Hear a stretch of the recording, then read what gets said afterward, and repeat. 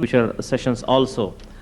Now, after this qasida, we have a speech in Urdu, قرآن پاک اور احادیث شریفہ کی روشنی میں تصوف اور طریقت.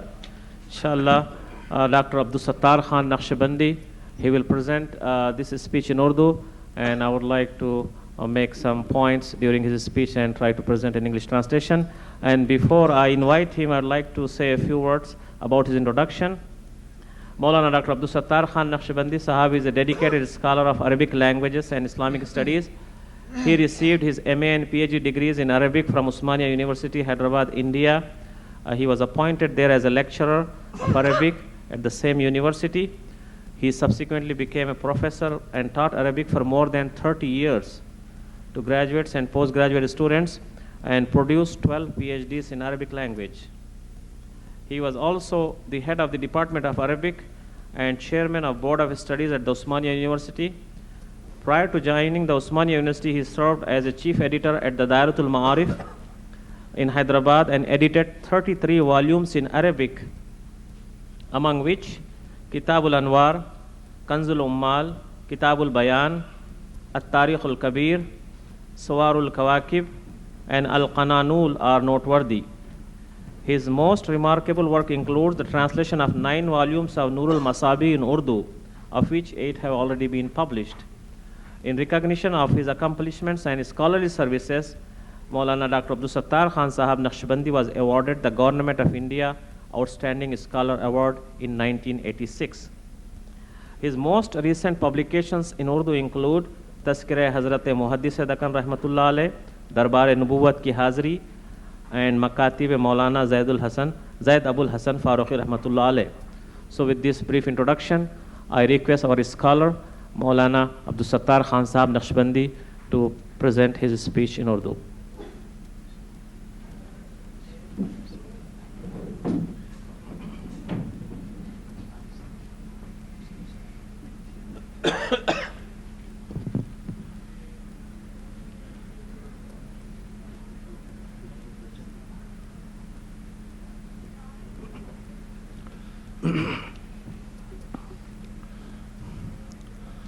الحمد لله رب العالمين والصلاة والسلام على رسوله سيد الأنبياء والمرسلين وحبيب رب العالمين سيدنا ومولانا محمد وآله وصحبه أجمعين. أما بعد، فقد قال الله سبحانه وتعالى: فأعوذ بالله من الشيطان الرجيم، بسم الله الرحمن الرحيم. فوجد عبدا من عبادنا آتيناه رحمة من عندنا وعلمناه من لدنا علما. قال له موسى: هل أتبعك على أن تعلمني مما علمت رشدا. صدق الله العظيم وصدق رسوله النبي الكريم، ونحن على ذلك من الشاهدين والشاکرین والحمد للہ رب العالمین. پاک ہے اللہ جس کا ہے زمین و آسماں، ہیں سب اس کے زیر فرما، ایک ہے وہ حکمراں. پالتا ہے ماہ سے ماہی تلک ہر چیز کو، ریزہ چی ہیں اس کے خانے فضل کا سارا جہاں. پھول کو دیتا ہے خوشبو، پھل کو دیتا ہے مزہ، سیب کو دیتا ہے موتی، جسم کو دیتا ہے جان. رحمتیں اور برکتیں اپنی الہی اور سلام، بھیج ختم المرسلی پر باہما پیغمبران. ہم کے بعد چند نعت کے اشعار ملاحظہ ہوں. وہ مہر اوج قدس و شمع جمال حق، وہ مہر اوج قدس و شمع جمال حق، دو ٹکڑے ایک اشارے سے جس کے قمر ہوا. وہ سرور زمین و زمان، جان دو جہاں، دم بھر میں عرش و فرش سے جس کا گزر ہوا. وہ شاہ جس کے سائے احسان کے روبرو شرمندگی سے غرق عرق ابر تر ہوا، وہ جس کے آستانہ اولیاء کے سامنے افسانہ بہشت بری مختصر ہوا۔ ہم لوگ کیوں نہ اس پہ فدا اپنی جاں کرے، جب سجدہ گاہ حور و ملائک وہ در ہوا۔ ہاں ایک نگاہ بندہ نوازا ادھر بھی ہو، ہاں ایک نگاہ بندہ نوازا ادھر بھی ہو، وہ کون ہے جو تم سے نہیں بہرور ہوا۔ یہ دہلی کے بہت بڑے بزرگ اور صوفی مجددی فاروقی حضرت شاہ ابو الخیر کی حمد و نعت تھی۔ علامہ اقبال کے بھی دو اشعار آپ سن لیں نعت کے۔ تیری نگاہ ناز سے دونوں مراد پا گئے، تیری نگاہ ناز سے دونوں مراد پا گئے، عقل غیاب و جستجو، عشق حضور و اضطراب، شوکت سنجر و سلیم تیرے جلال کی نمود، شوکت سنجر و سلیم تیرے جلال کی نمود، فخر جنید و بایزید تیرا جمال بے نقاب۔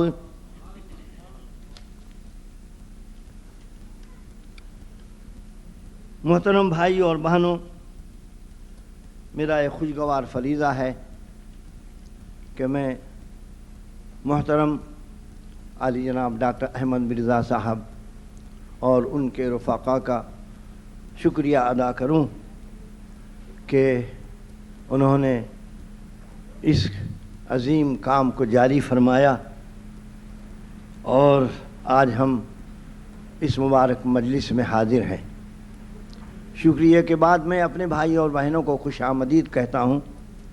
جیسا آپ نے سنا، آج کی اس مبارک مجلس کا عنوان ہے قرآن اور احادیث شریفہ کی روشنی میں تصوف اور طریقت۔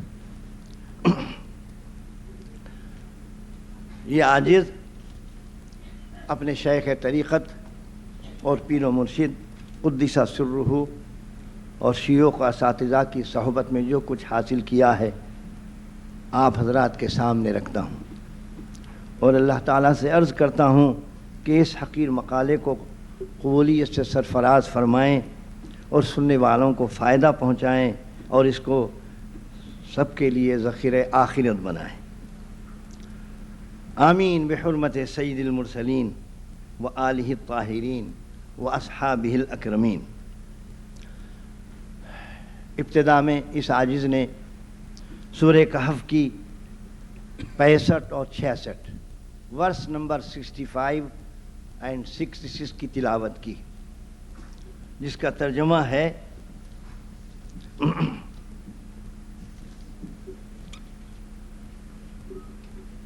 حضرت موسیٰ علیہ السلام اپنے خادم حضرت یوشع کے ساتھ حضرت خضر علیہ السلام کی ملاقات کو چلے، تو اللہ فرماتے ہیں، جس کا ترجمہ ہے ان دونوں آیتوں کا، تو انہوں نے ہمارے مقبول بندوں میں سے ایک بندے کو پا لیا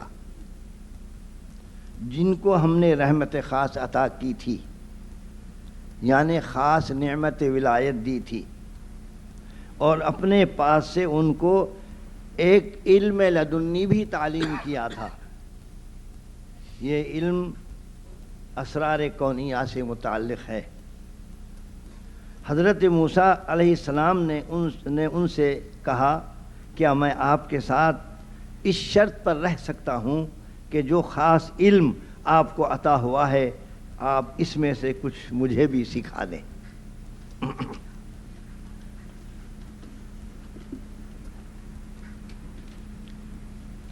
بخاری اور مسلم کی روایت ہے، حضرت ابی بن کعب رضی اللہ عنہ سے حضرت ابن عباس رضی اللہ عنہما روایت فرماتے ہیں کہ رسول اللہ صلی اللہ علیہ وسلم نے فرمایا کہ ایک دن حضرت موسیٰ علیہ السلام بنی اسرائیل میں خطبہ دینے کے لیے کھڑے ہوئے۔ حاضرین میں سے ایک نے سوال کیا، حضرت آج دنیا میں سب سے بڑا عالم کون ہے؟ حضرت موسیٰ نے جواب میں فرمایا، میں سب سے بڑا عالم ہوں۔ اللہ تعالیٰ کو یہ بات پسند نہیں آئی کہ انہوں نے علم کو اپنی طرف کیوں منسوب کیا، اللہ تعالیٰ کے ذات عالی کی طرف کیوں نہیں تفویض کیا۔ اللہ تعالیٰ نے آپ پر وحی نازل فرمائی کہ مجمع البحرین کے پاس میرا ایک بندہ ہے جو تجھ سے زیادہ عالم ہے، تم ان سے ملو۔ جمہور علماء کی تحقیق یہ ہے کہ حضرت خضر علیہ السلام ہیں۔ خضر آپ کا لقب اس لیے ہے کہ جہاں آپ تشریف رکھتے ہیں وہ جگہ سرسبز ہو جاتی ہے۔ علامہ ثناء اللہ پانی پتی اور دیگر علماء محققین کی رائے ہے کہ حضرت خضر نبی ہیں، کیونکہ ولی پر الہام سے علم ظنی حاصل ہوتا ہے اور اس میں خطا کا احتمال ہے۔ الہام کی وجہ سے قتل جیسے سنگین فعل کا ارتکاب جائز نہیں ہو سکتا کہ حضرت خضر نے جو 3 کام حضرت موسیٰ علیہ السلام کی موجودگی میں انجام دیے، ان میں ایک بے گناہ لڑکے کا قتل ہے۔ اس لیے آپ کو نبی ماننا پڑے گا اور نبی کا علم یقینی ہوتا ہے۔ جب حضرت خضر کی ملاقات حضرت موسیٰ علیہ السلام سے ہوئی تو حضرت موسیٰ نے دیکھا کہ حضرت خضر وہاں سفید چادر لپیٹے ہوئے آرام فرما رہے ہیں۔ حضرت موسیٰ نے سلام کیا، انہوں نے سلام کا جواب دیا اور کہا، آپ موسیٰ بنی اسرائیل ہیں؟ آپ نے پوچھا، آپ کو کیسے خبر ہو گئی؟ تو حضرت خضر نے فرمایا، جس نے تمہیں میرے پاس بھیجا ہے اسی نے مجھے بتایا ہے۔ آیت شریف میں ہے من عبادنا، اس میں جو اضافت ہے وہ عزت افزائی کے لیے ہے، یعنی خضر ہمارے ان بندوں میں ہیں جن کو ہمارا قرب حاصل ہے۔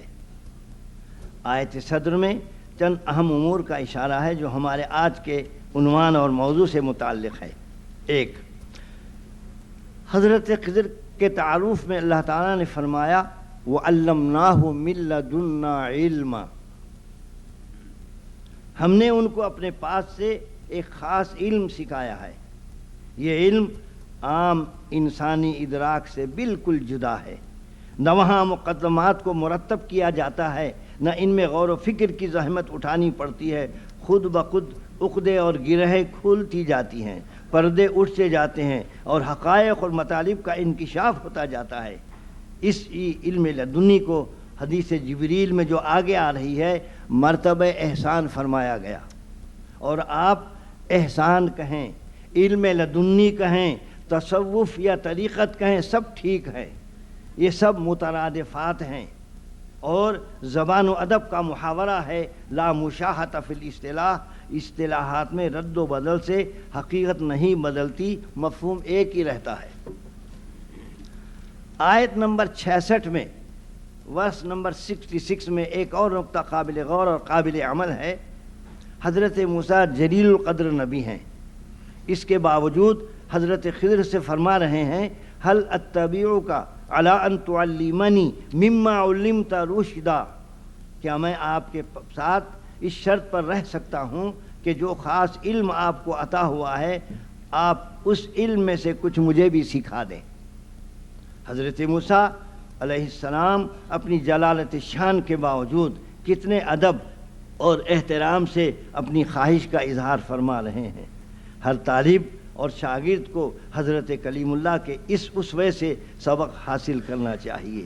یہاں سے یہ بھی معلوم ہوا کہ اپنے سے کم درجے والے میں کوئی کمال ہو تو اس کے حصول سے باز نہیں آنا چاہیے، کیونکہ جب تک دل میں ادب اور احترام کا جذبہ پیدا نہیں ہوتا افادہ اور استفادہ کا سلسلہ بند رہتا ہے۔ تفسیر مظہری میں ارشاد ہے وَهَذِهِ الْآيَةُ تَدُلُّ عَلَىٰ أَنَّ الْمَفْضُولَ قَدْ يَكُونُ لَهُ فَضْلٌ جُزْئِيٌّ عَلَىٰ مَنْ هُوَ أَفْضَلُ مِنْهُ وَعَلَىٰ أَنَّ الْفَاضِلَ يَنبَغِي ان یطلب هذه الحصة من المفضول۔ سورہ کہف کی ان آیتوں کے بعد اسی عنوان پر سورہ مائدہ کی آیت نمبر 35، سورۃ المائدہ ورس نمبر 35 ملاحظہ کی جائے۔ ارشاد ربی ہے یا ایھا الذین آمنوا اتقوا اللہ وابتغوا الیہ الوسیلہ ابتغوا الیہ الوسیلۃ وجاہدوا فی سبیلہ لعلکم تفلحون۔ اے ایمان والو، اللہ تعالیٰ سے ڈرتے رہو اور تلاش کرو اس تک پہنچنے کا وسیلہ، اور جد و جہد کرو اس کی راہ میں تاکہ تم دونوں جہان میں کامیاب ہو جاؤ۔ عربی زبان اور ادب کے ماہر ترین لغوی ابن منظور اپنی لغت لسان العرب میں لفظ وسیلہ کی تحقیق میں لکھتے ہیں الوسیلۃ فی الاصل ما یتوسل بہ الی الشیء ویتقرب بہ الیہ، یعنی وہ چیز جس کے ذریعے کسی تک پہنچا جائے اور اس کا قرب حاصل ہو اسے وسیلہ کہتے ہیں۔ علامہ زمخشری تفسیر کشاف میں لکھتے ہیں الوسیلۃ کل ما یتقرب بہ، ایمان، نیک اعمال، عبادتیں، سنت نبوی صلی اللہ علیہ وسلم کی پیروی اور گناہوں سے بچنا، یہ سب اللہ تعالیٰ تک پہنچنے اور اس کا قرب حاصل کرنے کا وسیلہ اور ذریعہ ہیں۔ اور مرشد کامل جو اپنی روحانی توجہ سے اپنے مرید کی آنکھوں سے غفلت کی پٹی اتار دے، دل میں یاد الہی کی تڑپ پیدا کر دے، اس کے وسیلے ہونے میں کون شک کر سکتا ہے؟ کاملین امت نے ایسے مرشد کی تلاش میں ہزاروں میل کی مسافت کو پیدل طے کیا ہے، اور ان کی رہنمائی اور دستگیری سے آسمان معرفت اور حکمت پر آفتاب اور مہتاب بن کر چمکے ہیں۔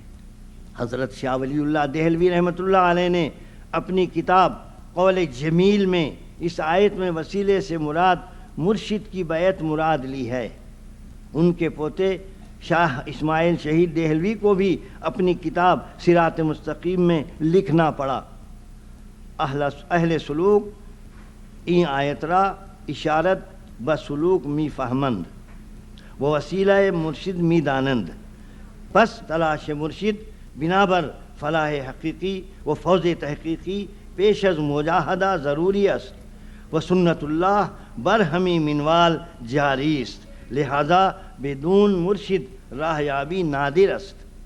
یعنی سالکان راہ حقیقت نے وسیلے سے مراد مرشد کی ذات لی ہے، پس حقیقی کامیابی حاصل کرنے کے لیے مجاہدہ اور ریاضت سے پہلے مرشد کی تلاش اسبس ضروری ہے، اور اللہ تعالیٰ نے سالکان راہ حقیقت کے لیے یہی قاعدہ مقرر فرمایا ہے۔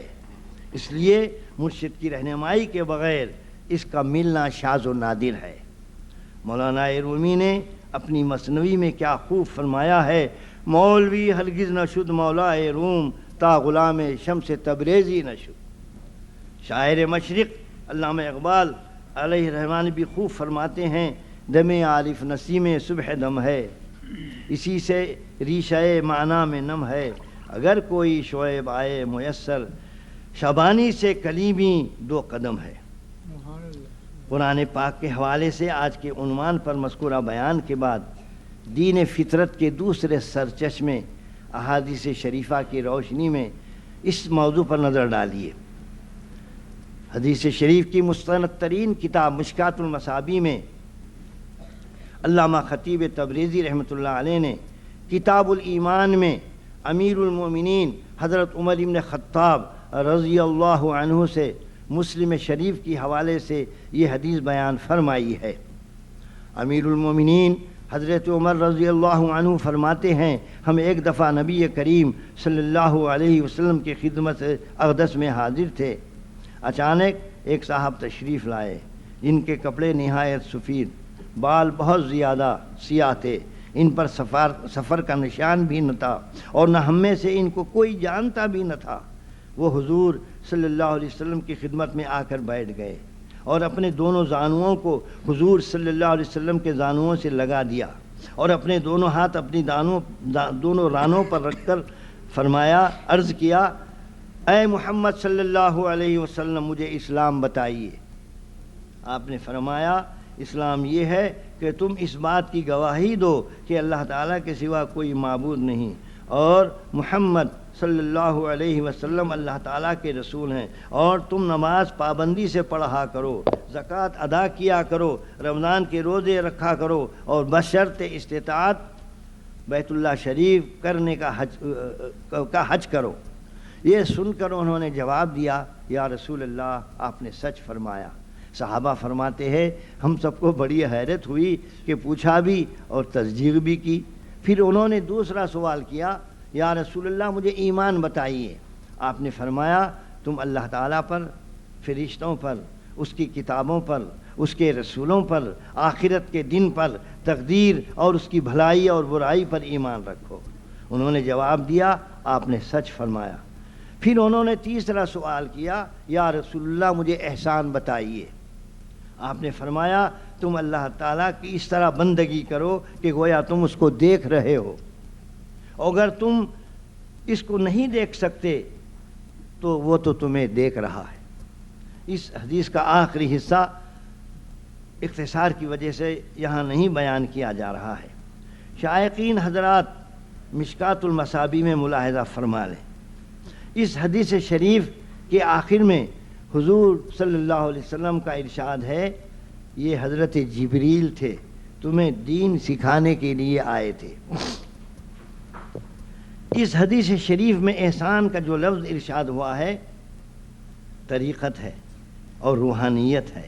ہر مذہب کا مذہب کی حیثیت سے نمایاں جوہر یہ ہے کہ اس میں روحانیت موجود ہو۔ اگر کسی مذہب میں روحانیت موجود نہیں ہے تو اسے مذہب کہنا غلط ہے، بلکہ وہ ایک سوشل اسٹرکچر ہے، سوسائٹی کی ایک جمعیت ہے۔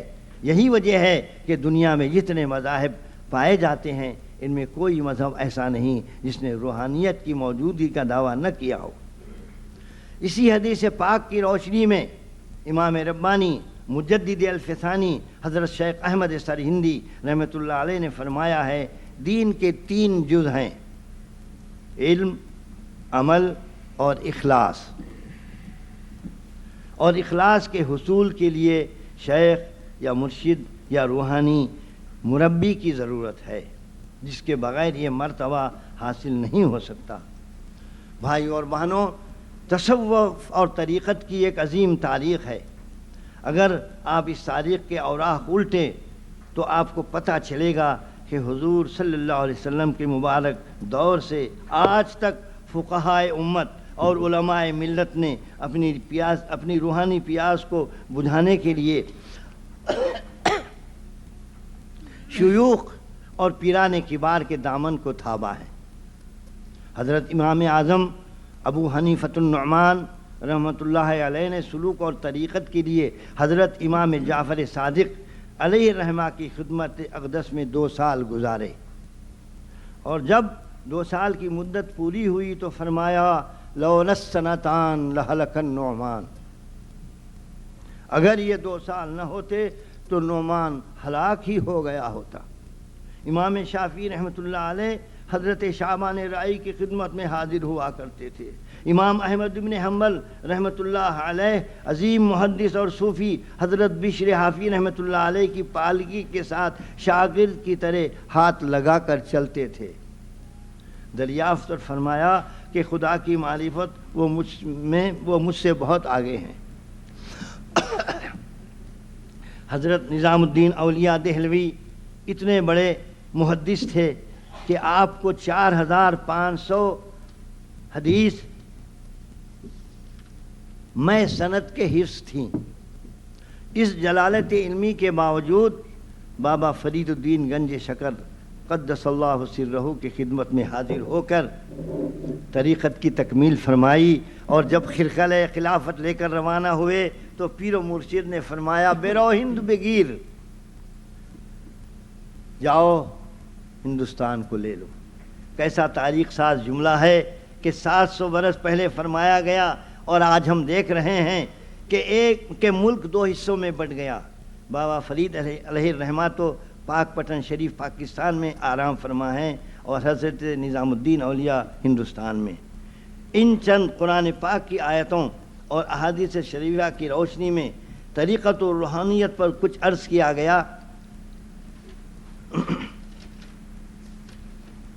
اب شاہان بے تاج اور روحانیت اور طریقت کے تاجداروں کے کارنامے بیان کرنے کی کوشش کی جائے گی، تاکہ دعوے کے ساتھ دلائل بھی سن لیں کہ ہندوستان میں جب سے اسلام کا آفتاب چمکا ہے، یہاں دو قسم کی حکومتیں چلتی رہیں، ایک دنیاوی حکمرانوں اور بادشاہوں کی، جن کی حکومت مادی اور جسموں پر تھی، ان کی لڑائیاں زر اور زمین کے لیے ہوتی تھیں، دوسری حکومت ان مردان خدا کی تھی جن کی حکومت دلوں پر تھی، اور انہی کی روحانیت سے ہند و پاک میں اسلام کو حقیقی شوکت نصیب ہوئی، جو آج تک بھی جاری ہے اور انشاءاللہ قیامت تک جاری رہے گی۔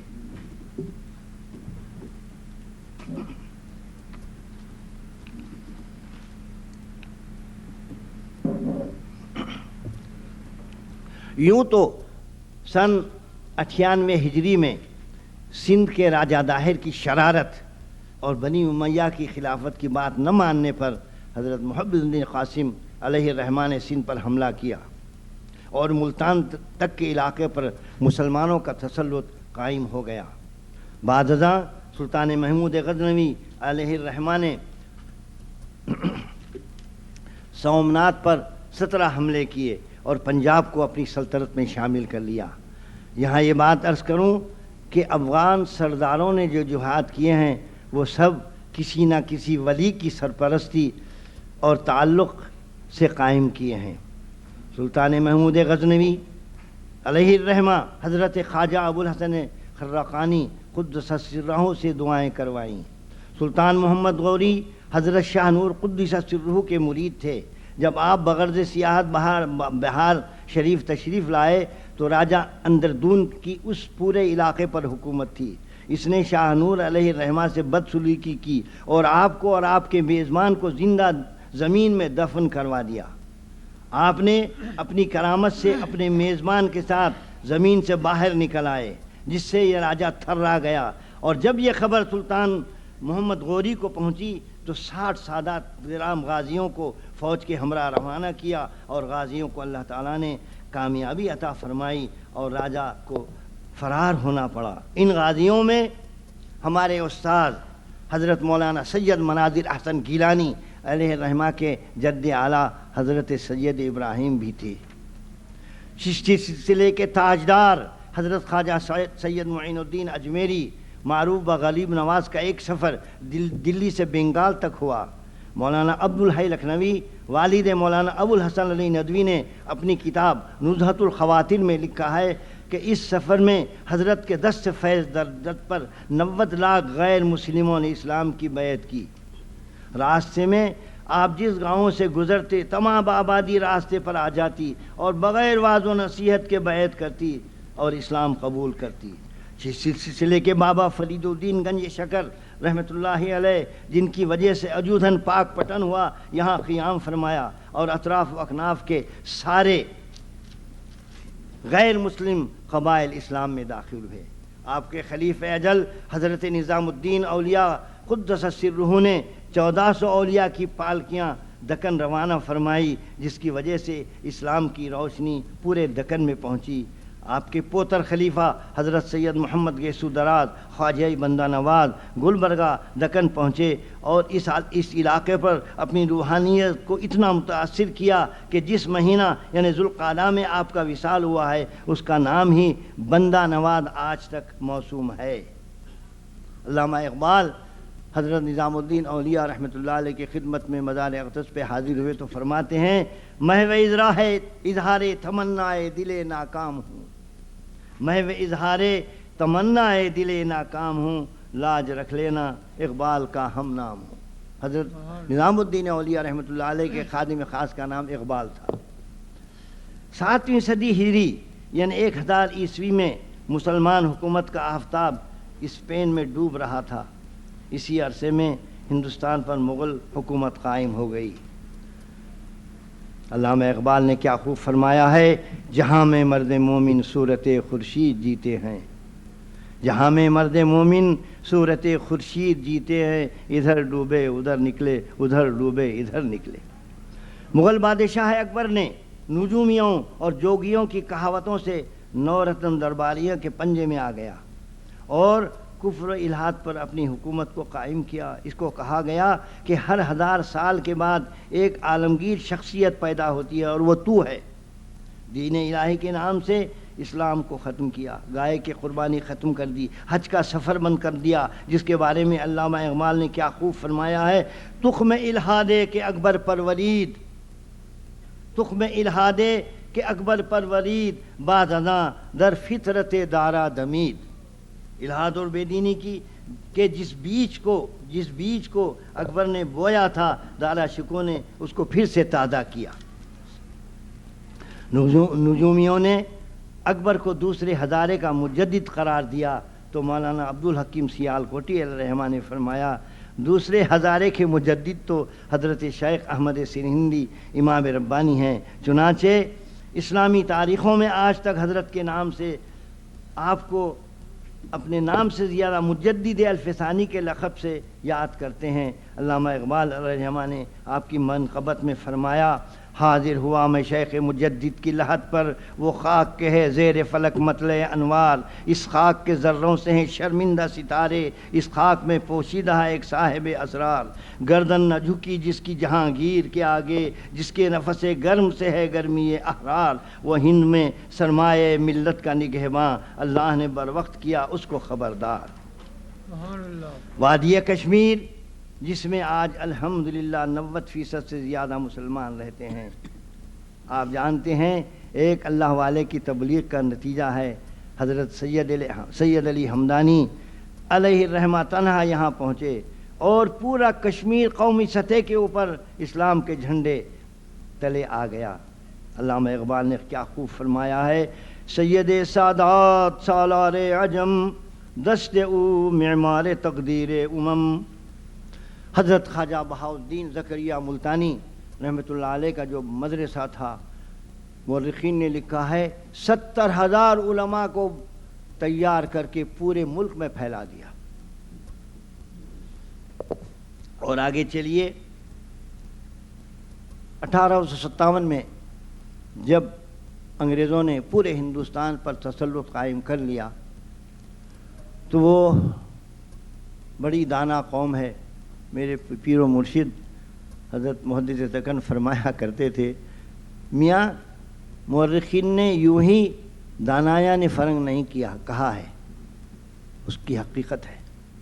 تو انہوں نے سوچا کہ بس ایک قوم ہے، اگر اس کو زیر کر لیا جائے تو پھر اسلام کا بیڑا غرق ہے، وہ ہے افغان۔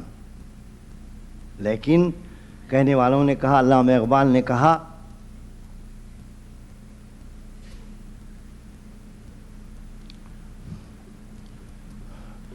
فطرت کے مقاصد کی کرتا ہے نگاہ بانی، فطرت کے مقاصد کی کرتا ہے نگاہ بانی، یا بندہ صحرائی یا مرد کوہستانی۔ اے شیخ فطرت کی، اے شیخ مکتب کی فکر ہے خوب بنتی نہیں، کیا ہے، اے شیخ مکتب کی خوب ہے لیکن بنتی نہیں، کچھ ہے بخار میں بول رہا ہوں۔ تو انگریزوں نے، آپ حیران ہوں گے، مورخین جانتے ہیں 50,000 خالص انگریز فوج، جس میں ایک بھی غیر انگریز سپاہی نہیں۔ کیوں کہ اگر فوج میں مختلف ہو تو بغاوت ہو سکتی ہے یا بیٹھ جا سکتے ہیں۔ نتیجہ معلوم آپ کو، صرف مجاہدین جو کھڑے ہوئے تو 49,999 کو جہنم میں پہنچایا۔ صرف ایک لنگلے ڈاکٹر کو چھوڑا کہ جا بتا دے ہم کیسی قوم ہیں۔ ان کے مقابلے کے لیے سوات کے اخون صاحب مولانا عبدالغفور قادری علیہ الرحمہ کھڑے ہو گئے۔ کیسے کھڑے ہوئے؟ اللہ اکبر، بالکل برملا، بہت ہی اعلان کے ساتھ نمایاں حیثیت سے سفید کپڑے پہن کر. فوجی کہتے آپ کے فالوورز مریدین حضرت آپ کو اس طرح سے میدان جہاد میں نہیں آنا چاہیے. تو فرماتے مجھے شہادت کا شوق نہیں ہے, تم ہی شہید ہوتے رہو گے. انگریز تنگ آ گئے, کہلوایا اچھا آپ کی زندگی تک تو خیر ہم قابو نہیں پا سکیں گے, آپ کے موت کے بعد ہم دیکھ لیں گے. تو پھر جواب الجواب کہلایا میری نیام ابھی شمشیر میں ہے, مروں گا تو شمشیر بے نیام ہو جائے گی, قیامت تک تم نہیں آ سکو گے. آج دیکھ لو کمیونزم کو کس نے توڑا؟ اسی افغان مجاہدین.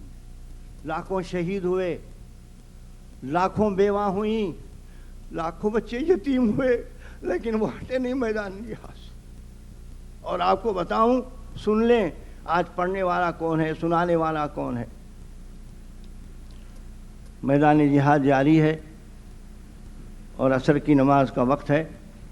تو حضرت مجاہدین اور حضرت اخن صاحب سوات, یہ صدر ایوب کے دادا خسر ہیں. دیکھا فوج میں, ایک طرف دیکھ کے کہا فوج میں نماز میں اس جماعت میں 2 کافر ہیں, وہ پیچھے ہو جائیں. انگریز کیا کرتے تھے, اب بھی ہے, جس قوم میں سازش کرنا ہے, جس قوم کو زیر کرنا ہے, ویسے لوگوں کو منتخب کرتے, ان کو وہ زبان سکھاتے, اسلامی علوم سکھاتے اور اس میں چھوڑ دیتے. آج تک بھی ہے مگر کم ہے بہت. اب سب حیران ہیں کہ یہاں کافر کون ہے؟ سب کا وہی عمامے, بڑی بڑی داڑیاں اور لامے لامے کرتے, افغانوں کا لباس. کوئی نکلا نہیں باہر. تو اشارہ کیا تم دونوں پیچھے ہو جاؤ. نماز شروع ہوئی. اب وہ کانپ رہے, بلایا تم کافر ہو اور جاسوس ہو, آئندہ سے اس حرکت سے بعد آؤ گے. بلایا غازیوں کو, کہا کچھ کرنا نہیں, ان کو دشمن کے علاقے میں داخل کر دو. بتاؤ, دشمن کے علاقے میں داخل کر دو. داخل کر دیا گیا.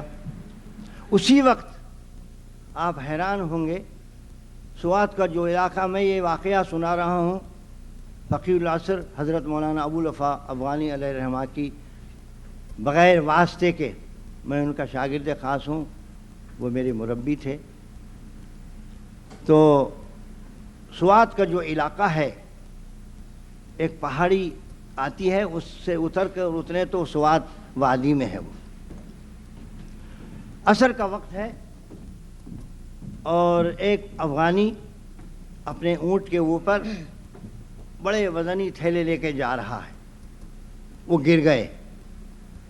اب وہ پریشان ہے کہ کیا ہوگا, مغرب ہو جائے گی, میں بھی گیا, میرا اونٹ بھی گیا, غلہ بھی گیا. بہت پریشان کھڑا ہے. کیا دیکھتا ہے کہ 4 سوار جا رہے. اس نے سلام کیا, وعلیکم السلام, چل پڑے. السلام, دوسرے سوال چل پڑے, تیسرے سوال بھی چل پڑے, چوتھے سوار چل پڑے. تو کہا خدا کی قسم تم تو بڑے نیک لوگ معلوم ہو رہے ہو اور میری غریب کی حال پر نظر ہی نہیں کرتے. تو چوتھے سوار نے کہا کیا بات ہے؟ کہا مدد کرو, جنگل ہے اور میں مغرب ہونے کو ہے, میرا کیا حال ہوگا. اور حیرانی کی بات, حضرت نے وہ آخری جو چوتھے سوار تھے بس نیزہ یوں کیا, وہ وزنی تھیلے خود بخود لد گئے. اب اس کو اور پریشانی ہو گئی. انہیں کہنے لگا بھائی تم کون ہو, ذرا مجھے بتاؤ تو. تو آخری چوتھے سوار نے جواب دیا وہ رسول اللہ صلی اللہ علیہ وسلم ہے. دوسرے حضرت علی ہیں, تیسرے حضرت غوث اعظم رحمۃ اللہ علیہ, اور چوتھا میں سید محمد گیسو دراز ہوں. وہ 3 کو تو ہر مسلمان جانتا ہے، لیکن افغانستان میں کیا خبر کہ حضرت سید محمد گیسو دراز قطب دکن کو بھی کوئی جانتا ہے؟ وہ کہا کہ خیر کل صبح میں آبادی میں جاؤں گا، پوچھ لوں گا۔ وہ پوچھا تو پتہ چلا کہ یہ چوتھے سید محمد گیسو دراز دکن کے قطب ہیں، اور قطب کی قطبیت قیامت تک جاری رہتی ہے۔ خدا نے کسی کو جو نعمت دے دی تو اس کے خزانہ میں کوئی کمی نہیں ہے، وہ قطبیت قیامت تک جاری رہے۔ اور یہ بھی کہا حضرت سید محمد گیسو دراز خواجہ نواز علیہ الرحمٰن نے، یہ افغانی کیا ضد کر رہا، ہم کو تو سوات کے اخن صاحب کی مدد کو جانا ہے۔ تو میں یہ بتانا چاہتا ہوں کہ صوفیاء کے جو کارنامے ہیں آج ہم اس کو بھلا بیٹھے ہیں، اور اس طریقت کو اور روحانیت کا نام دیا ہے شرک، بدعت، جو چاہے کہہ لو۔ اور آخر میں بس یہ عرض کر رہا ہوں کہ حضرت مجدد الفسانی رحمۃ اللہ علیہ کا جو قول ہے کہ دین کے 3 جز ہیں، علم، عمل اور اخلاص، اور اخلاص بغیر پیر کی صحبت کے حاصل نہیں ہوتا۔ اور صحابہ کرام رضی اللہ عنہم کو سب سے بڑا جو شرف اور بزرگی حاصل ہے وہ صحابیت رسول اللہ صلی اللہ علیہ وسلم۔ ایمان کی حالت میں کسی نے حضور کو دیکھ لیا تو وہ صحابی ہے، اور حضور نے فرمایا صحابی کا نجوم، میرے صحابہ تاروں جیسے ہیں، جس کی تم پیروی کر لو گے تم راہیاب ہو جاؤ گے۔ بہرحال میں مکرر شکریہ ادا کرتا ہوں ڈاکٹر صاحب کا اور ان کے رفقا کا۔ وآخر دعوانا ان الحمدللہ رب العالمین۔ صرف 1-2 شعر سنا رہا ہوں بطور مناجات کے، آپ بھی جو ہے دل میں آمین کہیں۔ گدائے در تیری نسبت سے شاہ عالم ہے، گدائے در تیری نسبت سے شاہ عالم ہے، تیری نگاہ نے ذروں کو آفتاب کیا، تیرے ٹکڑوں پہ پلے ہیں، تیرے ٹکڑوں پہ پلے، غیر کی ٹھوکر میں نہ ڈال، جھڑکیاں کھائیں کہاں چھوڑ کے ٹکڑا تیرا، تیرے قدموں میں رہے غیر کا منہ کیا دیکھیں، کون نظرے میں جچے دیکھ کے جلوہ تیرا۔ السلام علیکم۔ تکبیر، تکبیر، نعرہ رسالت۔ Brothers and sisters, Maulana Dr. Abdul Sattar Khan Sahab was presenting his thesis on the topic of tasawwuf and tariqat in the light of Quran and the traditions of the Prophet Muhammad Sallallahu Alaihi Wasallam. I was trying to jot down very quickly couple points in English. I have made a simple summary here.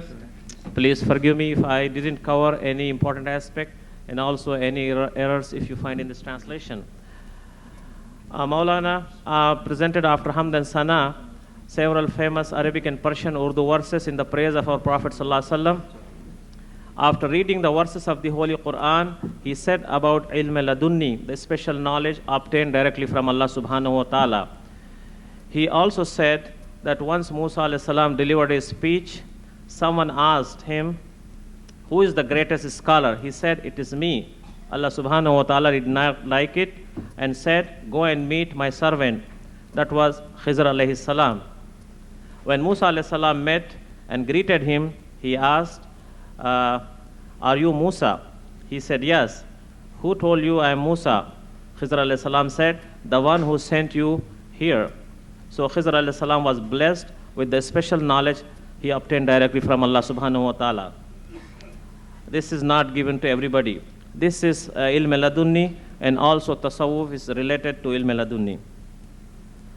Maulana also said that Musa alayhi salam asked and requested that he wanted to stay with Khizr alayhi salam to get some of his knowledge.